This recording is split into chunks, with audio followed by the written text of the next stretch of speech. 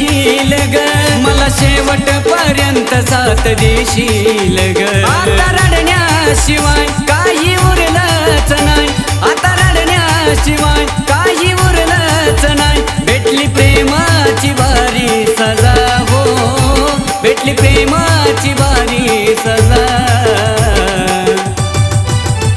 लगीन होण्याआधी या ड्रायव्हरला जानू भेटून जा, लगीन होण्या